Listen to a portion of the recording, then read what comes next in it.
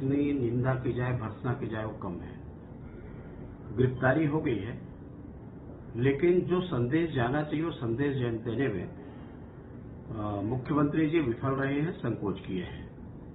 वास्तविक में जहां पर कांग्रेस के राज है, हिंदू सुरक्षित नहीं है। और जिस प्रकार से घटनाएं घट रही है, आने वाले समय में विचार करना पड़ेगा कि जिस स्थिति में अभी जो घटनाएं हुई है कि उसकी पुनरावृत्ति न हो, आगे कैसे वो रुके, ये संदेश राज्य की तरफ से जाना चाहिए। लेकिन दुर्भाग्यजनक स्थिति है, केवल यह कह करके रुक गए कि गिरफ्तारी हो गई है। इतना मुझे लगता है कि पर्याप्त नहीं है घटना के स्वरूप को देखते हुए कि आगे कैसे उस पर बैन लगे, कैसे बंदिश हो। ये एक संदेश मिले, लेकिन दुर्भाग्यजनक स्थिति है कि वो संदेश देने में असफल रहे।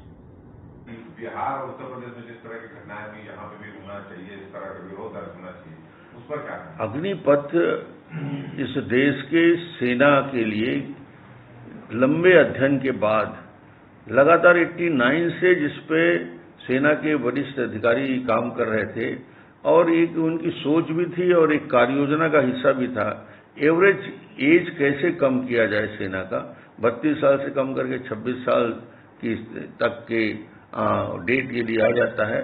तो ये एक नया प्रयोग, एक नया यूथ को एंट्री के लिए किया गया है।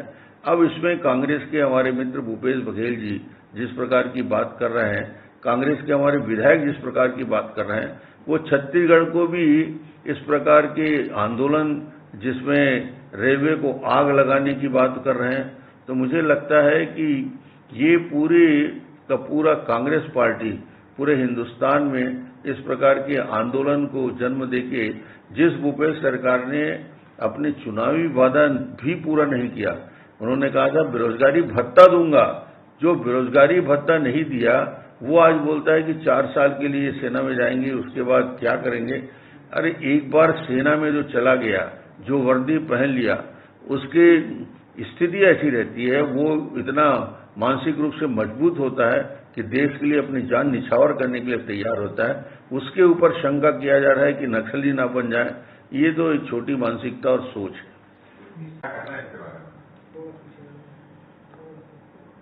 राजस्थान के उदयपुर में ऐसी घटना हुई जिससे पूरा देश आज दुखी है और उस घटना की प्रतिक्रिया पूरे देश में हो रही है। किस प्रकार निर्ममता के साथ 2 युवा आते हैं और उसके टेलर के दुकान में अपना काम कर रहा है और उस टेलर को गले में काट कर उसकी हत्या कर दी जाती है। मुझे लगता है कि कन्हैयालाल साहू की जो हत्या हुई है, उस हत्या में एक मैसेज जरूर देने का उन लोगों ने प्रयास किया है कि ये सांप्रदायिक ताकतें कितना सिर उठा रही हैं। राजस्थान की सरकार को ये सब मालूम था।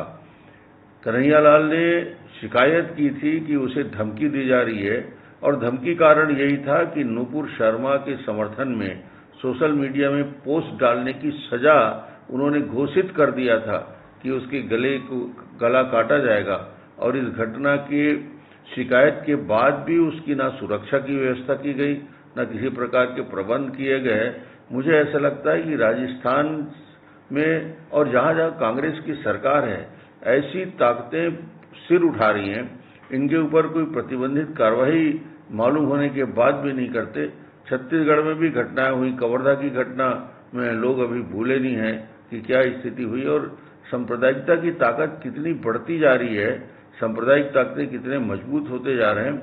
ये इसका एक ही मामला छत्तीसगढ़ के लिए काफी है कि सुकमा के कलेक्टर को कहना पड़ा कि आने वाले समय में यदि इसी प्रकार धर्मांतरण होता रहा तो यहाँ के सुकमा का जो क्षेत्र संतुलन है, जातिगत संतुलन है, वो बिगड़ने की संभावना है।